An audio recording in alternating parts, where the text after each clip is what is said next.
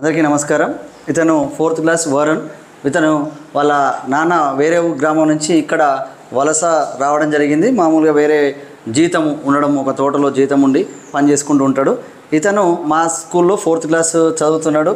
నేను ఇప్పుడు ఇలాంటి పాఠాలు అవర్ విలేజ్ ఎలాంటి పాఠాలు చెప్పినా ఆ పాఠ్యాంశాలను మరి తన సొంత మాటల్లో కూడా చెప్పగలుగుతాడు. అలాగే నౌన్స్, ప్రొనౌన్ అంటే పార్ట్స్ ఆఫ్ స్పీచ్ కానీ ఎలాంటి టాపిక్ ఇచ్చినా కానీ వర్ణమాల, లెటర్స్, అక్షరాలు, ఇంగ్లీషు, తెలుగు అలాంటి అన్నిటిని కూడా మరి అతను పర్ఫెక్ట్గా చెప్పగలుగుతాడు. మరి అంత నైపుణ్యం అయితే ఉన్నది.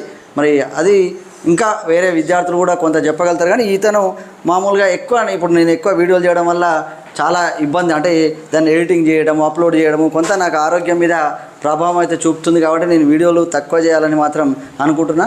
ఆ క్రమంలో మినిమం విద్యారంగంలో మంచి నాణ్యత పెంచడం కోసం, ఎక్కువ మందికి మంచి నాణ్యమైన విద్య అందించడం కోసం నా ప్రయత్నం చేస్తున్నాను. నేను 2 పుస్తకాలు రాశాను. యూట్యూబ్ ద్వారా ఉపాధ్యాయులకు అనుకోండి, అటు విద్యార్థులకు ఉపయోగపడే అనేక వీడియోలు చేయాలనేది నా లక్ష్యం. దానికోసం నేను చేస్తున్న క్రమంలో మరి ఈ విద్యార్థి కూడా నిరంతరం అదే అంశాన్ని, నేను చెప్పిన అంశం కానీ కొత్త అంశాలు కూడా చెప్తుంటాడు.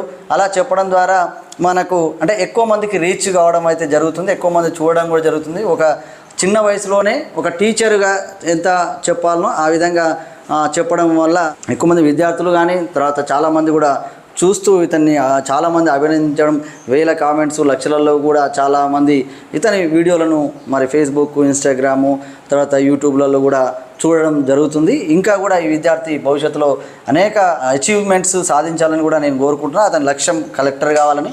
మరి ఆ విధంగా అతను ఉన్నత స్థానంలో మరి ఉండాలి. అలాగే ఒక బెస్ట్ టీచర్గా మాత్రం అతను కూడా కాగలుగుతాడు. మరి ఎందుకంటే తను చెప్పిన అంశాన్ని పర్ఫెక్ట్గా అందరికీ అర్థమయ్యేటట్టుగా చెప్పగలిగే సామర్థ్యం అయితే ఆ విద్యార్థికి ఉంది. మరి అలానే ఇంకా మిగతా కొంతమంది విద్యార్థులు చెప్తారు. కానీ సరే ఇతనంతా అంటే ఎడిటింగ్ లేకుండా పర్ఫెక్ట్గా తప్పు లేకుండా తక్కువ సమయంలో ఈజీగా చెప్పగలుగుతాడు. కాబట్టి ఎక్కువ ఇతనితోటి వీడియోలు చేపిస్తుంటాను, నేను కూడా చేస్తుంటాను.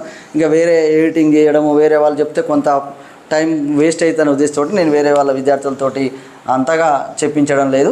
మరి ఈ విద్యార్థి అయితే చాలా వీడియోలు అయితే చెప్పడం జరిగింది. ఇంకా కూడా భవిష్యత్తులో మరిన్ని అంశాలను కూడా మీ ముందుకు ఈ విద్యార్థి ద్వారా తీసుకొస్తాను.